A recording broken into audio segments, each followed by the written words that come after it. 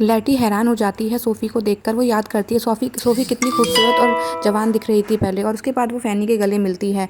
फ़ैनी काफ़ी खुश हो जाती है। उसके बाद फ़ैनी मिसेस फॉन फॉक्स के गले मिलती है। अब लैटी सोफ़ी को बताती है कि उसे सब पता है। हाउल और उसने मिलकर बहुत सारी कोशिशें की तुमको इस काले जादू से आज़ाद करने के लिए, और हाउल ने बहुत हर संभव प्रयास किया, मुझसे बात की, सब कुछ किया। अब यहाँ पर माइकल आ जाता है और वो बताता है कि कैसे हाउल ने सब जगह ये खबर फैलाई कि वो लड़कियों के दिल खा जाता है, ताकि कोई भी उस कैसल से डर कर रहे, सभी हमारे चलने वाले महल से डर के रहें और कोई हमारे पास आकर हमें परेशान ना करें।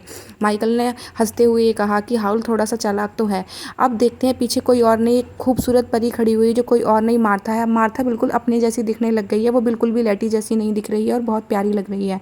और जैसे ही वो सोफ़ी को देखती है सब समझ जाती है और हैरान हो जाती है। सोफ़ी से वो कहती है माइकल मुझे सब कुछ बता चुका है।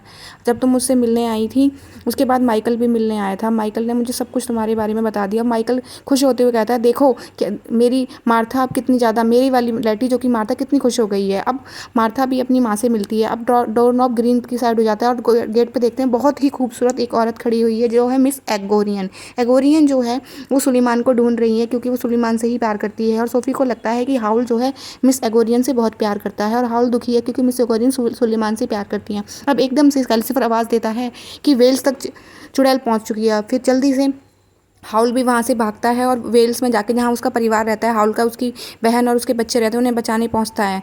और टर्निप हैट और माइकल भी मदद करना चाहते हैं। टर्निप हैट जो है कि वो वापस आ जाता है, लेकिन विच ऑफ वेस्ट जो है वो अपने बुरे दानवों के साथ वहाँ पहुँचकर सब पर हमला कर देती है। अब एकदम से दिखाया जाता है कि जो कैल्सिफर है वो बहुत कोशिश करता है बचाने की, बट कुछ नहीं हो पाता है। अब एकदम से शहर दिखाते हैं क्योंकि अब उस शहर में जहाँ वेल्स है, जहाँ पर हाउल पहुँच चुका है, वहाँ पर पहुंचकर वो अपनी बहन और बच्चों को बचाकर एक कमरे में बंद कर देता है। सोफ़ी ये सब खिड़की से देख रही होती है और उसे समझ आ जाता है कि हाउल ने सबको बचा लिया है। फिर अचानक एकदम अंधेरा हो जाता है और हाउल और जो विच ऑफ वेस्ट थी, वो चुड़ैल थी, जो वो कहीं गायब हो जाते हैं।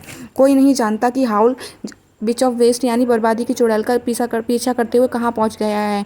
उसके बाद सोफ़ी जो है वो वापस आती है। सोफ़ी देखती है कि क्या किया जाए। सोफ़ी बहुत कोशिश करती है सब कुछ समझने की, पर उसे कुछ समझ नहीं आता है।